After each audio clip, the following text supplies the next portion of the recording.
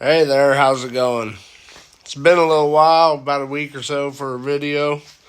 Haven't really had a whole lot to do.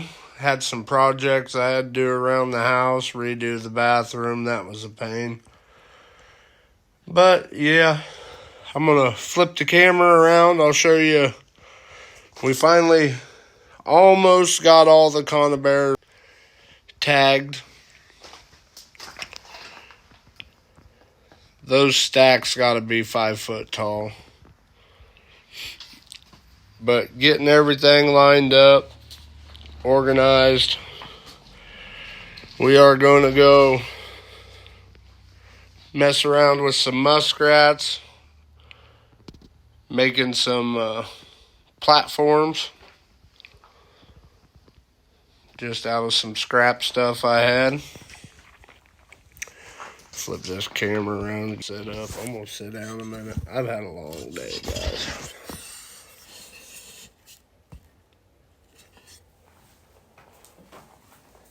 Oh.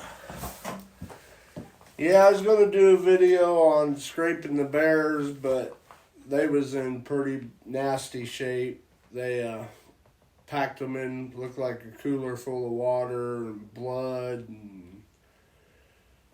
it was a total wreck. The feet was rolled up inside. Last thing to thaw. So I went ahead and I scraped the rest of the hide early this morning. But it's crazy how these guys spend that kind of money to go somewhere and harvest something and not willing to spend the effort on dry ice. Or I get it, dry ice ain't available everywhere, but if you're driving Canada, Minnesota, somewhere along the lines got dry ice, and that stuff lasts for days, not just a couple hours. Yeah, had to peel out the feet, the heads, one head, feet on both. Really, really, really fat bears. Kind of tough scraping. One was salted. But I have a feeling there's going to be some damage just by the amount of little bit of hairs that's left on the scraping beam. I got them salted. They've been salting all day.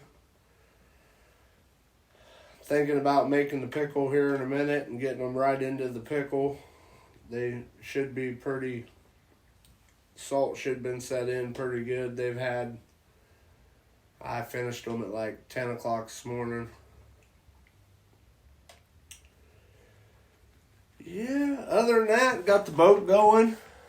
Gonna go pick up another boat.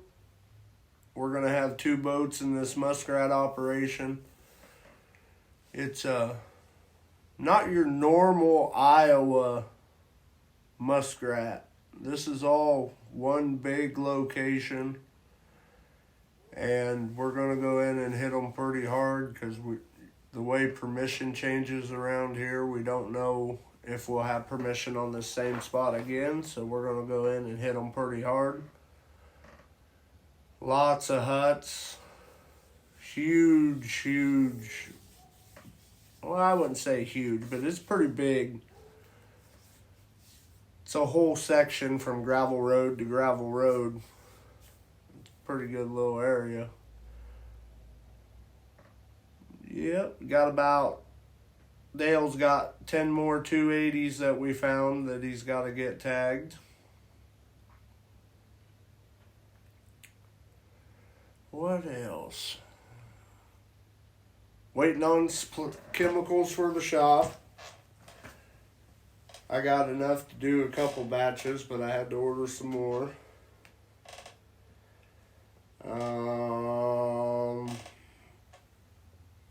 Here, let me get one of these. I'll show you our new little toys we're going to play with down in Louisiana for mink.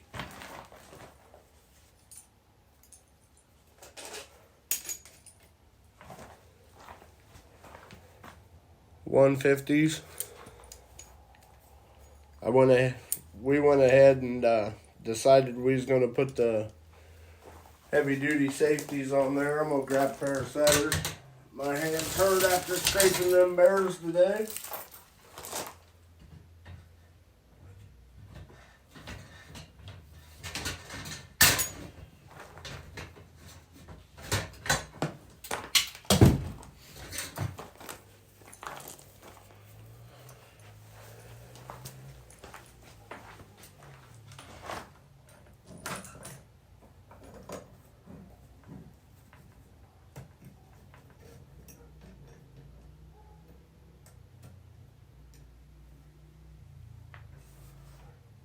Get your hands out of the way on these ones because they are stout. Pull this in. Actually, let me flip around and I'll get someplace better than that chair to set it.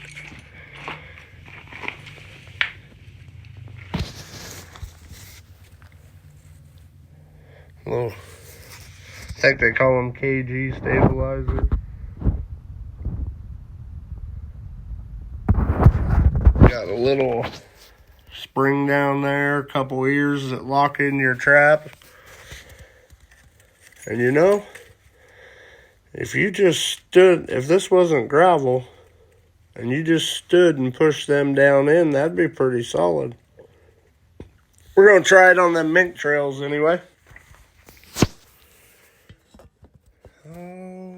Let's see, what else we got going on? The mud motor, it purrs like a kitten. The little 7.5 game fisher, I think they're called, it purrs like a kitten.